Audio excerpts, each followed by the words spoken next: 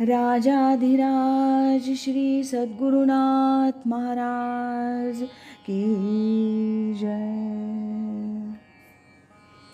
तीर्थस्वरूप परमपूज्य श्री रामराय गोविंद केळकर तथा श्री दासराम महाराज यांच्या वचनांवर आधारित श्री दादांचेच अंतरंग सत्शिष्य ना गोखले यांनी लिहिलेल्या नित्य नवा दिस जागृतीचा या ग्रंथातील आज ऐकूया 23 जून या दिवशीचं चिंतन.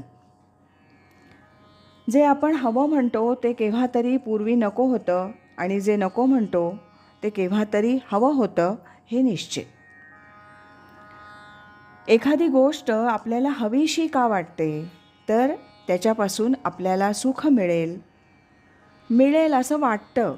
म्हणून सुख म्हणजे काय हा प्रश्न पुन्हा निराळाच आहे.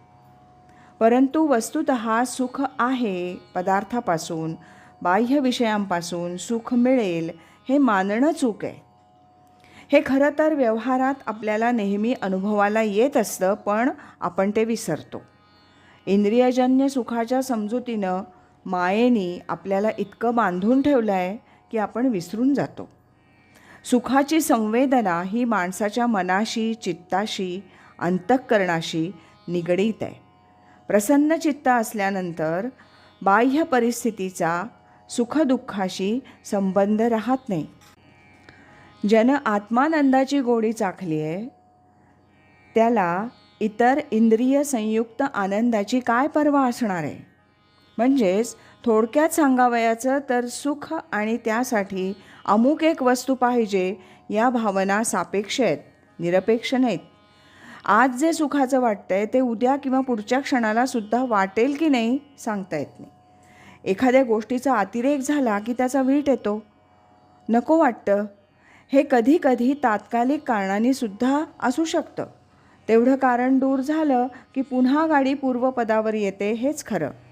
परंतु काही गोष्टी अनेक जन्मांतरीच्या साठवल्या गेलेल्या असतात. त्यांचा परिणाम किंवा प्रतिक्रिया या जन्मात उमटण्याची शक्यता असते. अन्यथा अमुक एक गोष्ट आवडत नाही याला तसं संयुक्तिक कारण काय देणार. कुठून ही आवड उत्पन्न झाली ती नक्कीच जन्मांतरीच्या संस्कारांची आलेली आहे हे उघड आहे. म्हणून गीता सुखदुःखे समीकृत्वा असं सांगते. पार्था समत्व चित्ताचे असं माऊली सांगते ते एवढ्यासाठीच. अतिरेक झाला की तशीच टोकाची प्रतिक्रिया उमटणारच हा प्रकृतीचा नियम आहे.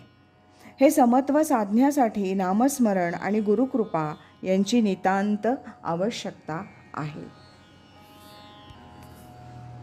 राजाधिराज श्री सद्गुरुनाथ महाराज की जय.